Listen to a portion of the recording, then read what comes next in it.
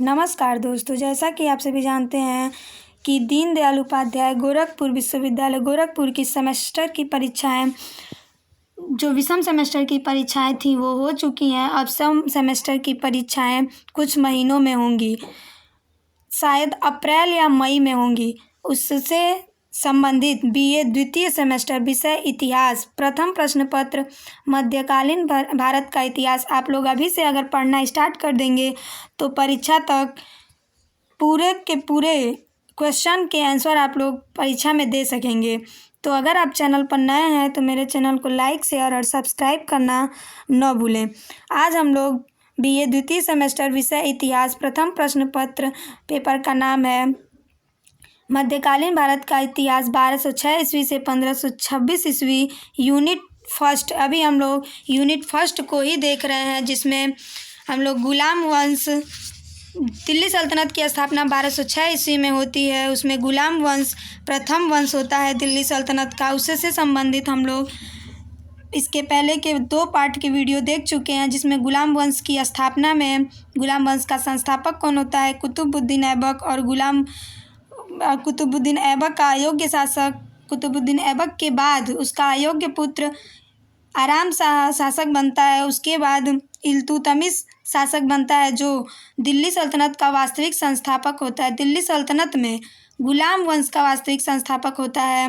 वहाँ तक हम लोग देख चुके हैं। और रजिया सुल्तान जो इल्तुतमिश की पुत्री थी, उससे संबंधित क्वेश्चन को आज हम लोग पढ़ेंगे। पेपर का फर्स्ट यूनिट का नाम है प्रारंभिक तुर्क और खिलजी वंश। तो आइए देखते हैं गुलाम वंश से संबंधित महत्वपूर्ण प्रश्न। कल मैंने रजिया सुल्तान से भी संबंधित कुछ प्रश्न करवाए थे, जिसमें रजिया सुल्तान ने शासन कब से कब तक किया था, मतलब 1236 ईस्वी से 1240 ईस्वी तक। आप लोग उस वीडियो को भी पूरा देखें। आज मैंने पहला प्रश्न रखा है, उम्दत उल निस्वा किसकी उपाधि थी? तो उम्दत उल निस्वा रजिया सुल्तान की उपाधि थी। दूसरा प्रश्न मैंने रखा है, दिल्ली सल्तनत की प्रथम व अंतिम महिला शासिका कौन थी? तो दिल्ली सल्तनत की प्रथम व अंतिम महिला शासिका रजिया सुल्तान थी। रजिया ने पर्दा प्रथा को त्याग कर पर्दा प्रथा को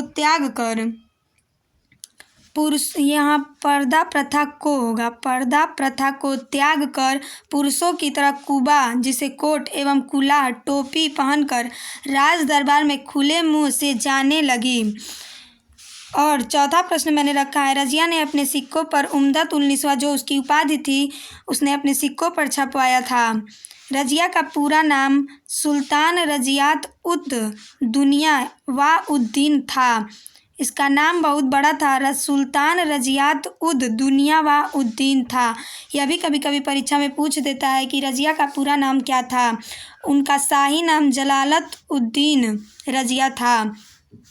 रजिया सुल्तान का जन्म 1205 ईस्वी में बदायूं में हुआ था। उनकी माता का नाम तुर्कमान खातून और कुतुब बेगम तथा पिता का नाम इल्तुतमिश था। रजिया ने मलिक जलालुद्दीन याकुत को अमीर ए आखुर अश्वशाला का प्रधान नियुक्त किया था। एक बार पेपर में पूछा था कि रजिया का प्रेमी कौन था, तो रजिया का प्रेमी जलालुद्दीन याकुत था।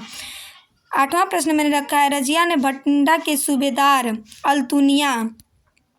अल्तुनिया से पराजित होकर उससे विवाह कर लिया। तो परीक्षा में ये भी पूछ सकता है कि रजिया का पति कौन था, तो रजिया के पति का नाम अल्तुनिया था। 9वां प्रश्न मैंने रखा है, रजिया की हत्या 13 अक्टूबर 1240 ईस्वी को डाकुओं के द्वारा कैथल हरियाणा के पास कर दी गई।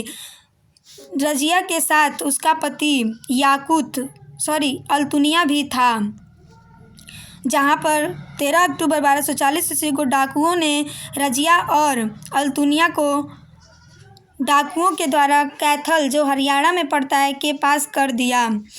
और 10वां प्रश्न मैंने रखा है, रजिया सुल्तान के बाद बहराम शाह ने 1240 ईस्वी से 1242 ईस्वी मात्र 2 वर्ष तक शासन किया।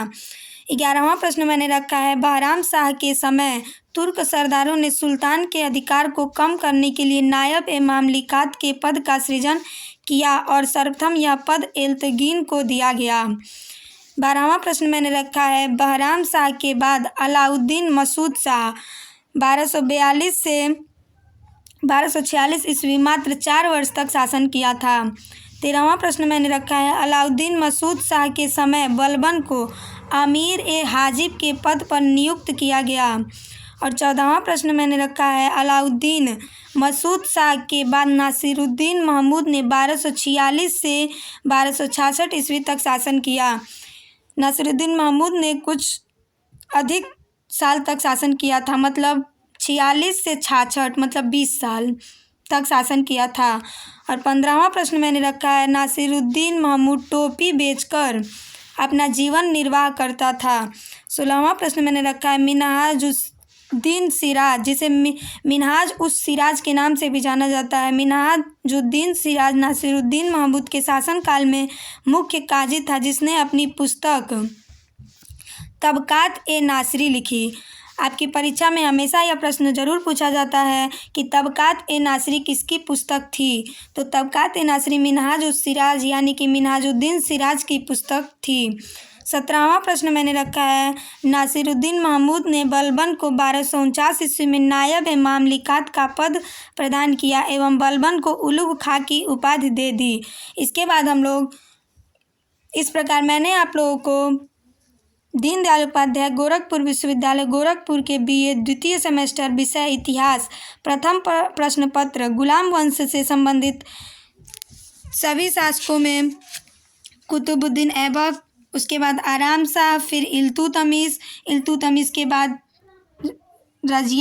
रुकनुद्दीन फिरोज के बाद रजिया बेगम के बाद बहराम शाह शासक बनता है। फिर अलाउद्दीन मसूद शाह के बाद नासिरुद्दीन महमूद शासक बनता है।